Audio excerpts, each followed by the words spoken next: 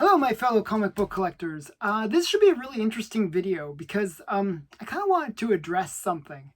Um, as a collector, you go out and you try to get the coolest books and the books that you sort of really want.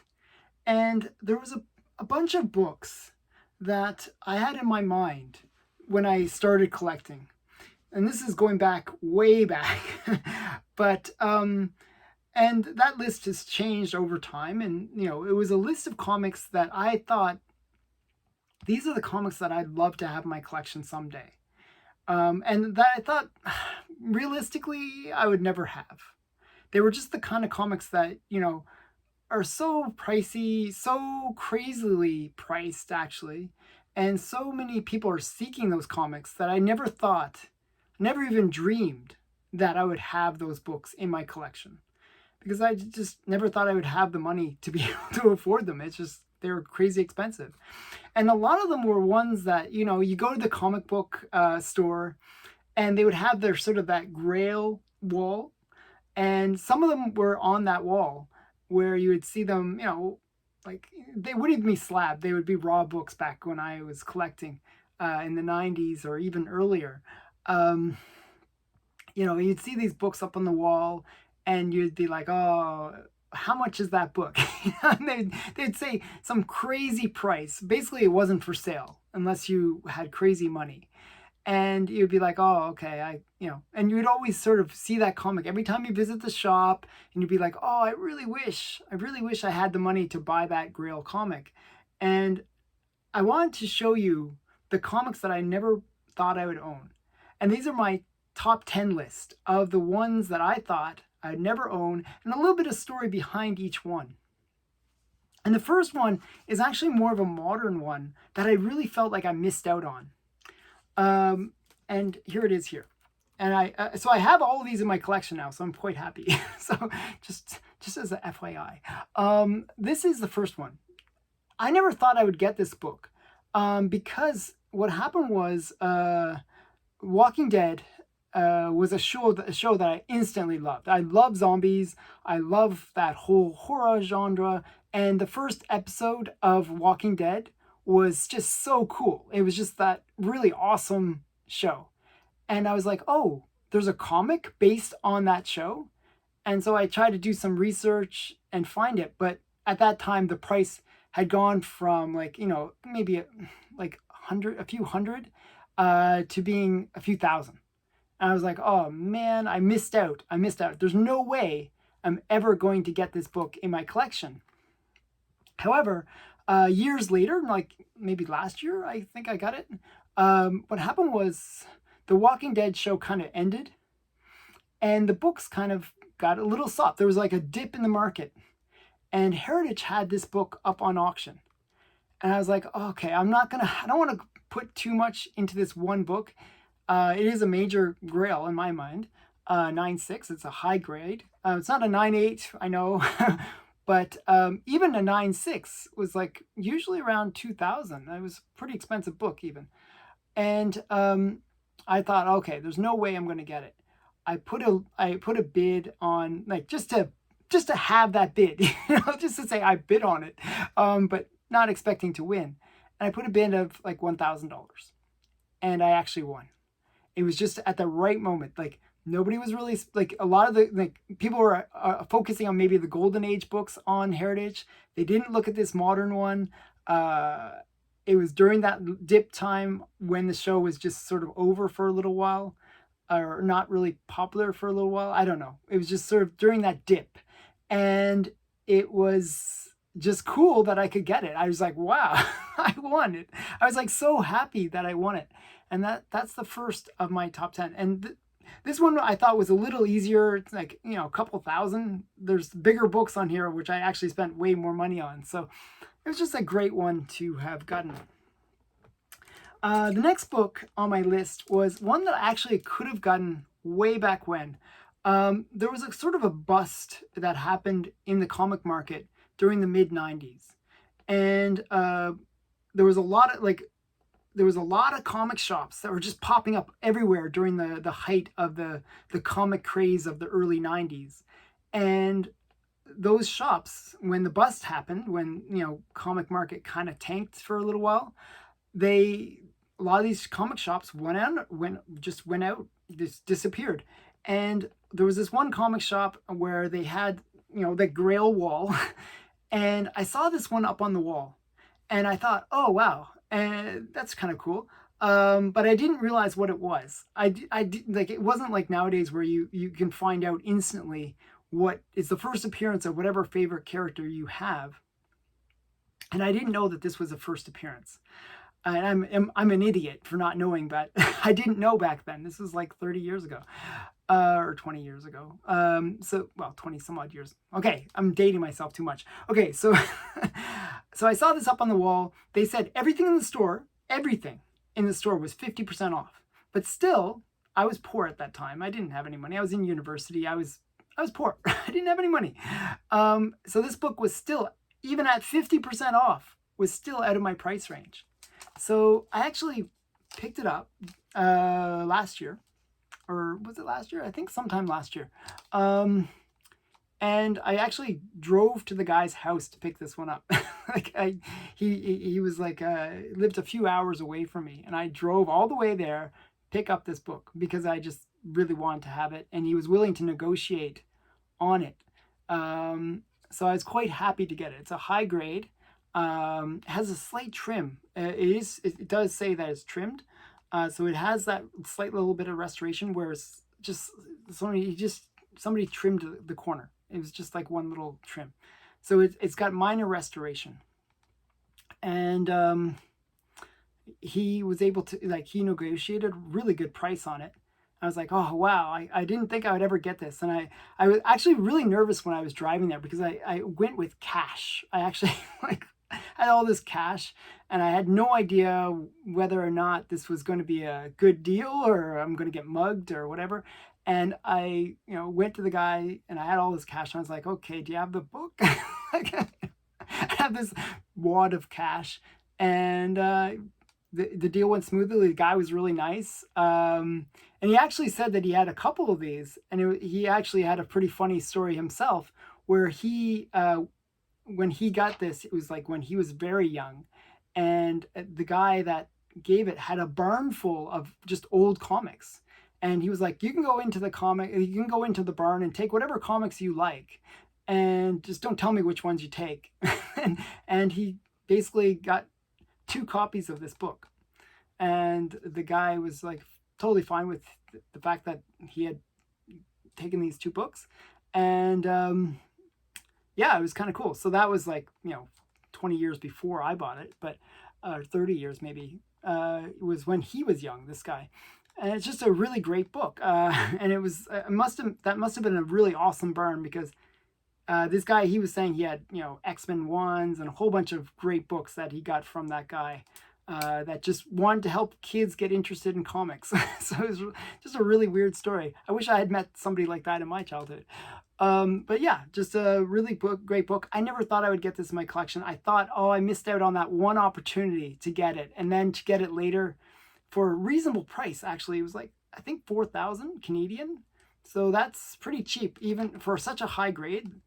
This book has really spiked after I got it, so I was quite happy to get it for that price. Okay, the next one, this one actually I thought I wouldn't be able to get, not because I didn't try. I actually tried multiple times to get this book, but I just seemed to have the worst luck. Whenever I bought it, I actually bought it like multiple times, and what happened was I tried to buy it multiple times. One time was I actually got bid out in the last second, and that happened a couple times. Then there was a time where I actually did win the auction, and the guy, he saw that my address was in Canada, and he canceled the auction and relisted the item. I was like, what the hell? I'm not gonna. That's so brutal. So this is Fantastic Four, number 5, the first appearance of Doctor Doom. And I really wanted this in my collection. It was one of those characters that is one of my favorite villains. Like Joker's big one for me, and Doctor Doom is another big villain character. I would say Doctor Doom is kind of the biggest villain from the whole Marvel universe. I think he's kind of like that pinnacle of great villains. And it was just one I just never thought I would get because I just thought I was so unlucky. I would never get this book. But fortunately, somebody listed it. It's a restored copy, as you can see. And I thought, wow, it's just the price just keeps on going up. I thought it was just going to go out of reach. This guy actually negotiated a pretty good price because it was restored. And yeah, I was able to get it. I think it was like less than it was like 1,500, 2,000 range. So yeah, so quite nice to get it in my collection. Okay, next one is another one that this one you see in pretty much every comic book wall. If it's a big shop, they'll always have this one on the wall. It is one of those ones that you always see, you always want, because it is the one that everyone associates as a grail from the Silver Age, and it's X-Men 1. I didn't think I'd be able to get this book because it is just one of those ones that keeps on going up, and it's one that everybody wants because it's X-Men #1. It's like the book. Actually, when I saw this on auction, it's a 0.5, and I think it's actually erroneously 0.5 because there's nothing wrong with it. Well, I shouldn't say that. There's lots wrong with it, but it's complete. Its spine is complete. Covers, I think the cover is detached, but it is complete. So I think it should get a 1 grade if it was cleaned. It needs to be cleaned and pressed. If it was cleaned and pressed, I think it could get a 1, maybe even a 1.5, because there's nothing really major. There is like a tape pull right there, but yeah, and maybe some stain, like huge staining here. It's like, as I said, this is a really rough book, but it's great to have it in my collection. Actually, the weird thing was I paid like, I think $1,600 or $1,800 in that range. And since then it has gone up. Even this 0.5 grade is like $4,000. It's just, that's the market. It's so crazy. So I wouldn't have paid that much now for it. I'm glad that I got it when I did, because I just really thought I'm never going to get this book because the prices were just going crazy. So just one I always wanted to get. Now the next book is one that another kind of similar story where I got kind of screwed, where the person kind of reneged on a deal, but it was one that I always wanted. And this is one that I always wanted for a really long time, because when I first started collecting comics, I really thought of the golden age of comics as being something untouchable, as being these comics that you're never going to get because they're golden age and they're basically gold and you're never going to get them. I just had that impression in my mind. I thought these are books that are like so rare, so expensive that I'm never going to get any of them in my collection.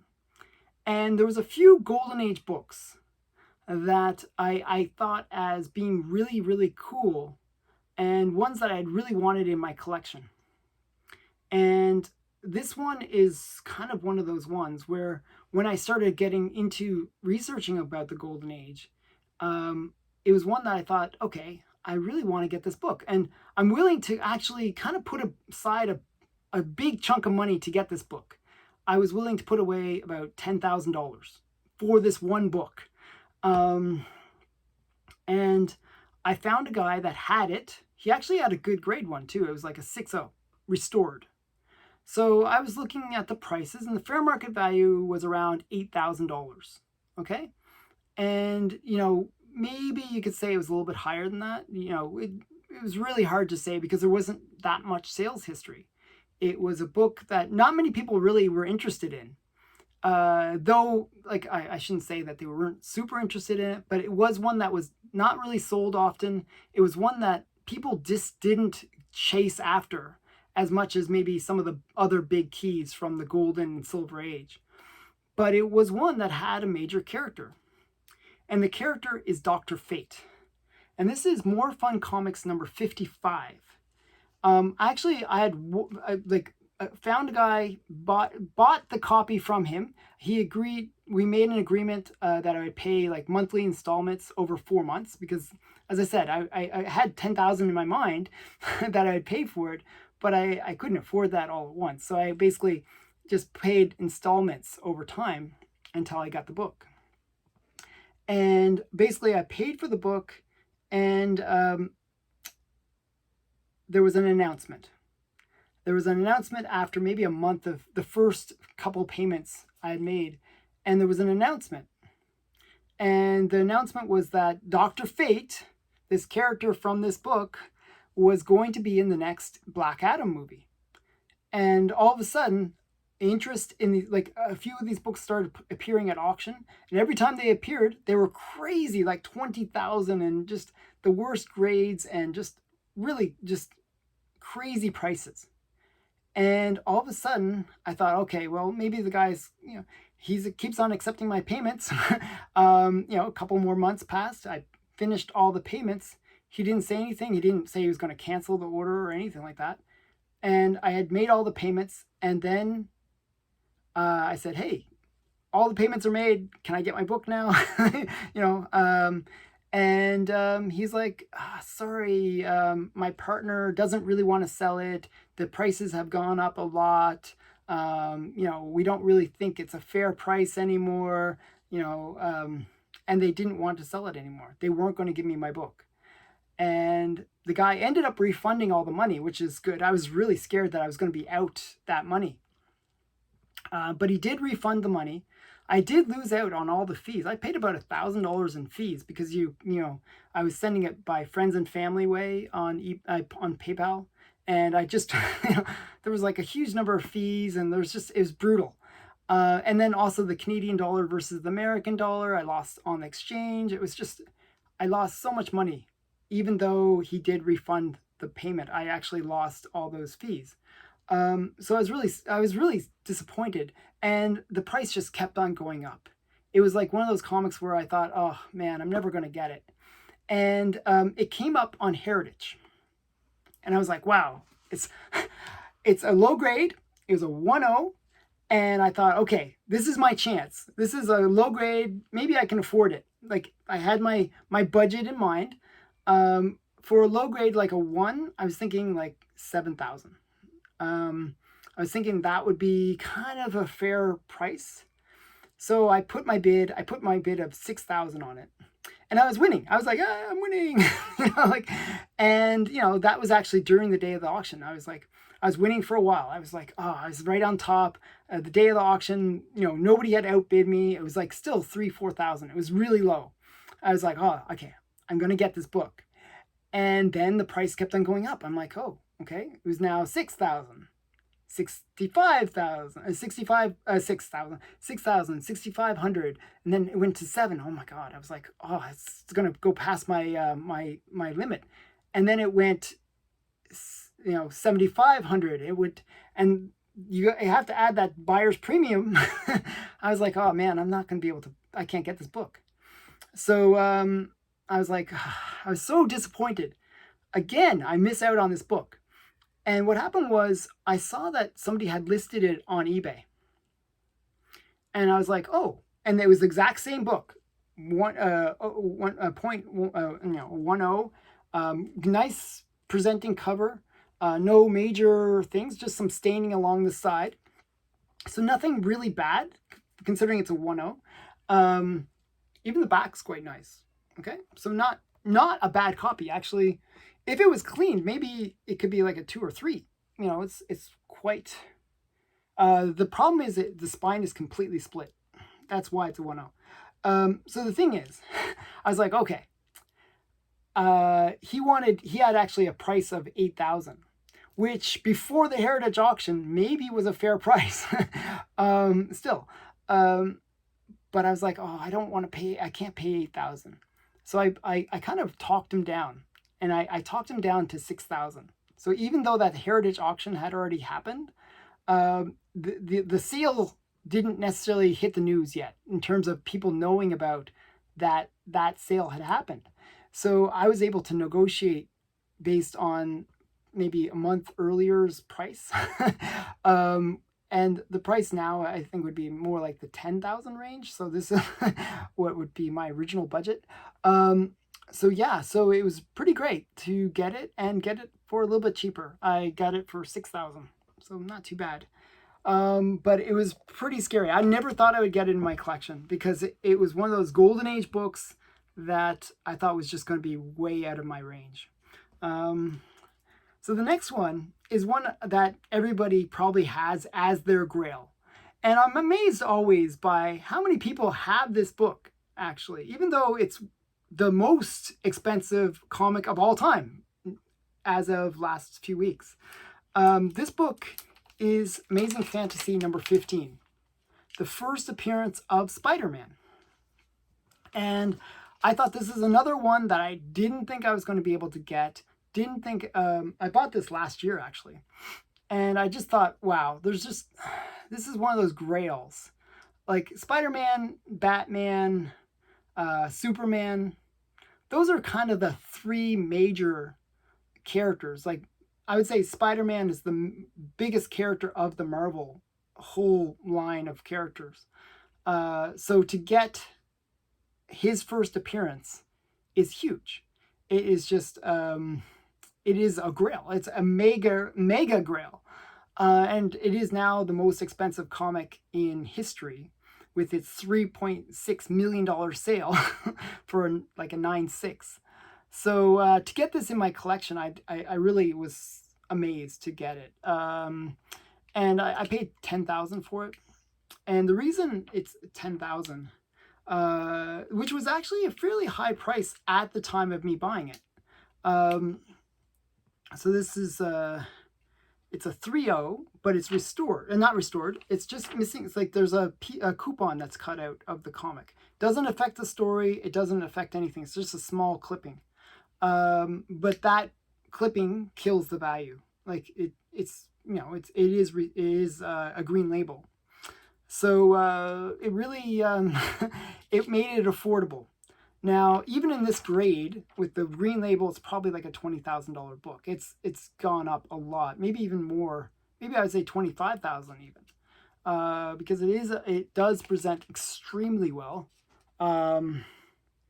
It's it's got some the typical Marvel chipping and stuff, but it presents incredibly well. I'd actually say that I'm looking at the back as well. This book is quite beautiful. It is just a really, really nice book. I don't know why it got the 3.0 grade, actually. I would say it's actually closer to a 4. But, sometimes CGC is a little hard. This book is just really, really pretty. And I never thought I would have it in my collection. I never thought I would own this one because this is the big one, right? This is the one that everyone wants. And this is actually not the top one on my list, but this is number 6 on my list. So I'm getting into the ones that are more and more complicated for me to get, and I just didn't think I would ever get. But I actually saw a lot of people have Amazing Fantasy, and I just thought, wow, these other collectors are similar level to me. They have a few big books, but nothing really major. Like these aren't like, but there's so many people that will just put away a ton of money and buy that one book. So Amazing Fantasy is one of those books that people will generally have in their collection, and it's a fairly common book in comparison to some of these other ones that I've shown. There's a lot on the census. It's a fairly common book. So it was one that I felt like might be out of my price range. I never would expect to have gotten it, but I thought it was out there. So there was some hope. That's why it's not higher up on the list. The next one is kind of a similar one that I just never thought I would own. And this is Fantastic Four number 1.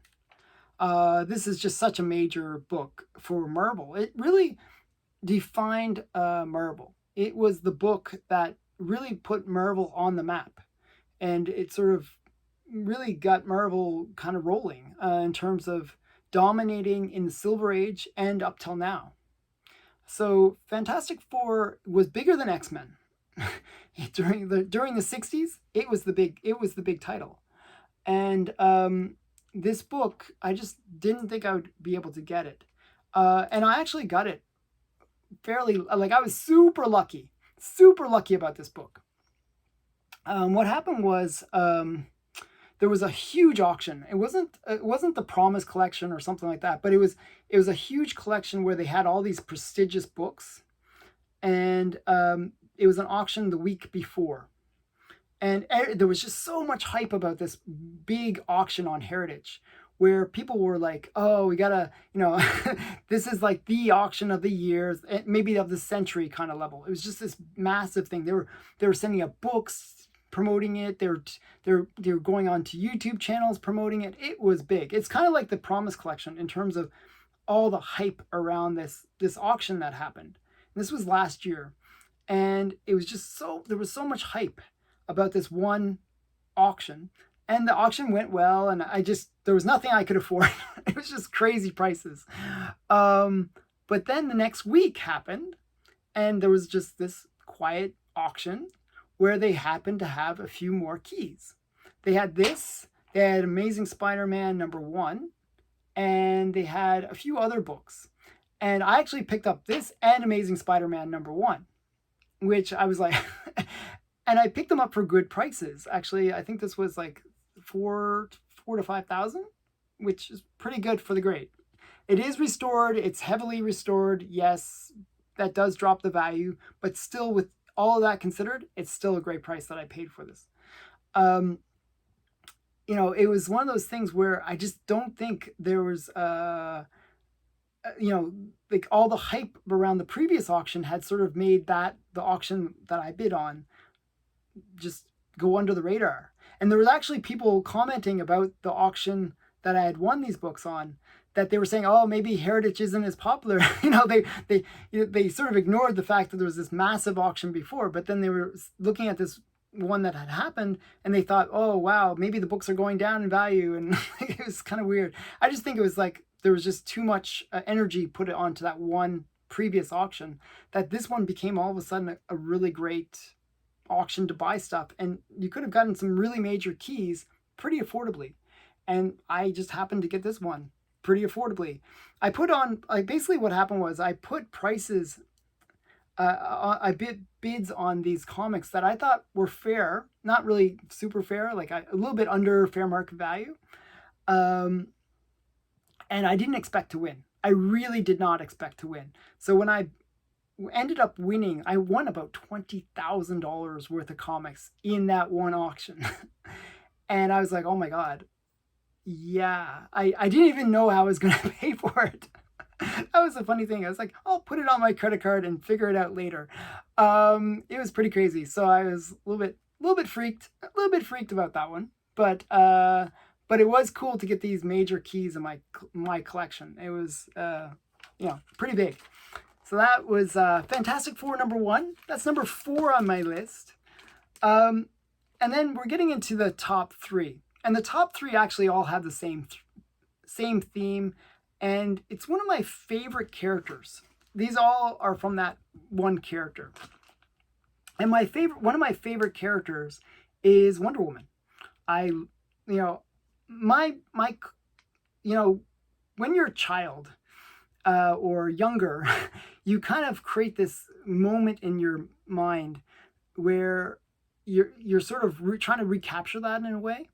And for me, the 90s kind of defined the way I collect comics, which is kind of the worst time in terms of having like that kind of association, because the 90s were terrible in terms of comics. They just overproduced the comics. They were cheesy in so many levels, like the holograms, the foils, all the hype. But at that time, there was this bad girl, good girl kind of element where female superheroes were really hot. And that really influenced me. I actually liked the original Linda Carter TV series. I watched it as a kid. I really liked Wonder Woman. And I wanted to have those books in my collection. And I actually would go to like comic, like whenever there was a Comic-Con, I would go and ask, "Oh, do you have any Wonder Woman?" And people are like, "Oh, Wonder Woman. Nobody likes Wonder Woman. Who likes Wonder Woman?" And actually, you could pick up Wonder Woman fairly cheaply in the '90s or even earlier. It was just nobody really cared about Wonder Woman. She was really undervalued. But even back then, when she was undervalued, there was a few keys that I didn't really think I would ever get. And these are the last three books that were all major Wonder Woman keys. The first, and it's one that I actually put lower on the list, it's my number 3 one that I never thought I would get, is this one. And the reason I actually, it's not higher up on the list is I knew somebody that had this book. And it was my local comic book guy. I always talked about how much I loved Wonder Woman. And I would always go in, and he would always say some crazy price for this book. He'd say like 40,000 or 50,000. He'd just say some crazy price. I'd be like, oh man, I can't afford that. And I wouldn't even know how to explain that to my wife. I'm like, so I'm just taking out 40,000 to buy this one book. Don't just ignore that. I don't think she would have gone for it. I think she would have killed me. But then I kept on talking him down, and then it became 30,000, then 20,000. And I was like, okay, maybe I could afford this, and maybe I could do payments or do something where I could sort of set it up and buy this book. And I basically, negotiated a really good deal with the guy, and I was able to pick this up. So I actually kind of always thought I would get this book from him, but it was one that I couldn't believe that when I got it, I was like, oh, wow. My life is complete.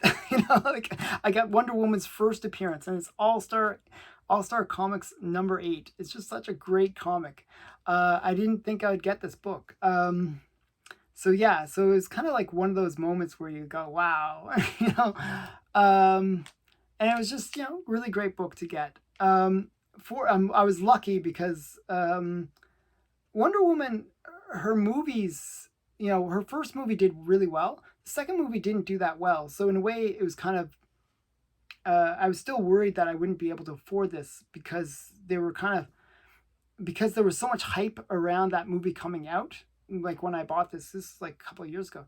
I was a little nervous that I wouldn't be able to get this in my collection. But I was able to maintain that lower price that I negotiated. So it was pretty great to get this one. The last two, sort of obvious. They go with Wonder Woman theme, and this is kind of like one of those ones I always love this cover, and it's like where she's riding the horse through the no man's land in World War I. And it's sort of like she's jumping onto the Germans or got the machine guns. I don't know how, like, she might be bulletproof, but the horse isn't. I don't get it. But, suspend disbelief. So this is Wonder Woman number 1. It's in a 7.5. Again, it is restored, so that's why I was able to afford it. It is a book that, this is like $100 and something thousand book. If you check the prices, and it was one that I didn't think I would ever get, especially not in a high grade.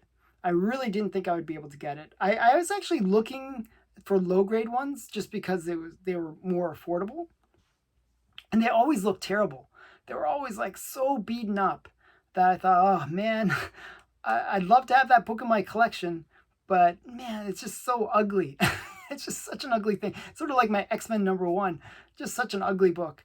But it's like one of those things where I was like, oh, I really love to have that book in my collection, but man, I just wish it could be better. But this is one of those ones you'd always want. And this was not on those comic book walls. This is one that even those comic book shop owners would be like, I would love to have that book someday. So this is like a grail of a grail. It's like, it's that level. And it's one of those books that I really didn't think I would get, especially because there was those movies coming out. And, even though the movie didn't do that well, it was a movie that was reasonably, bringing back popularity of Wonder Woman.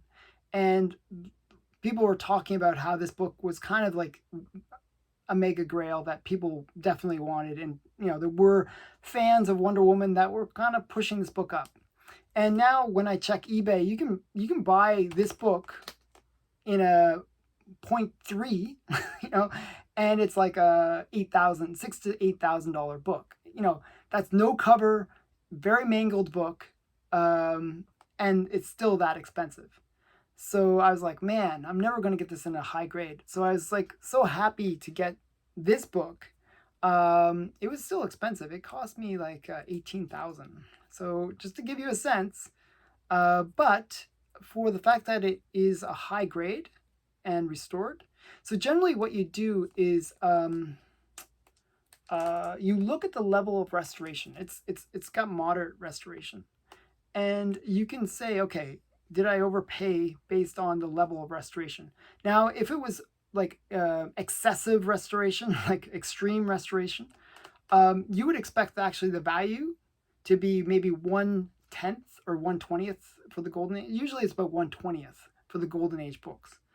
And for a book that is moderate, you're looking at maybe 40% of the value, or even up to 60%, because it is one of those books that has a little bit of push where it can kind of drive up the price a little bit in the restored version.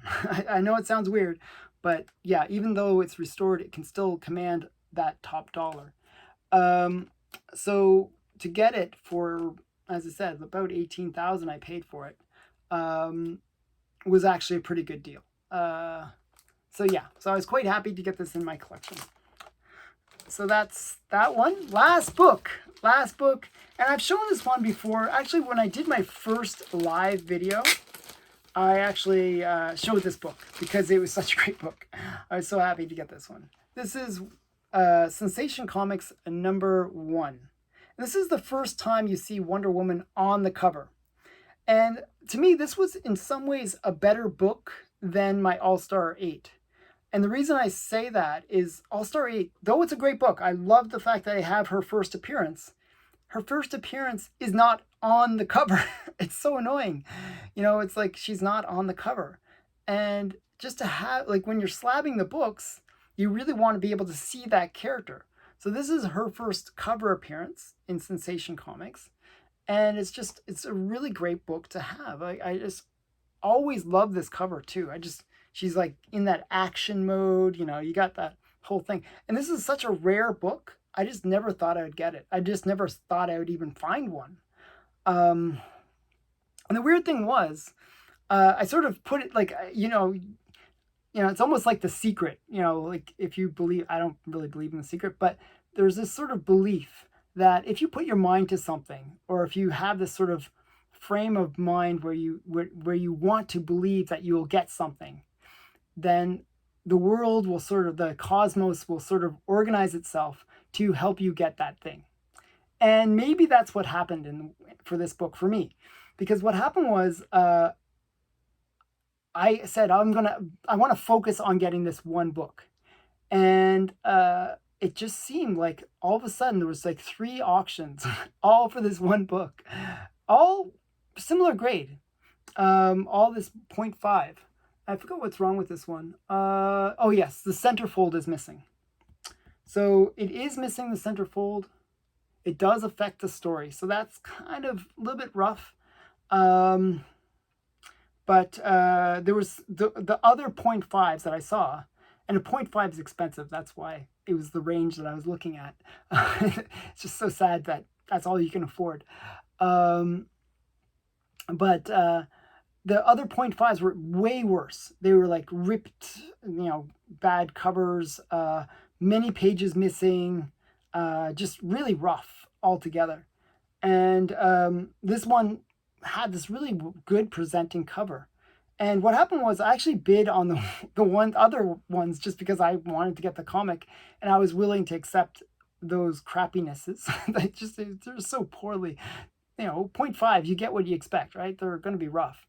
And I was willing to accept that just because I wanted the book so much in my collection. But those auctions, they went crazy. The prices were just through the roof. I think 12,000 or something. It was like just really through the roof. And I got this one. I think this was like 9,000 range, 9 to 10. I'd have to look it up how much I paid, but is one of those books that I was so happy to get. It was a heritage win. It was a big win. I was like, oh man, finally I got this book. And I was worried, like, because it was so expensive, I couldn't put it on my credit card. I had to pay, you know, through bank transfer. I had to do all these things. And I was worried, oh man, how am I going to get the money in my account? How am I going to sort this all out? And I managed to get it all sorted out so that I could get this book.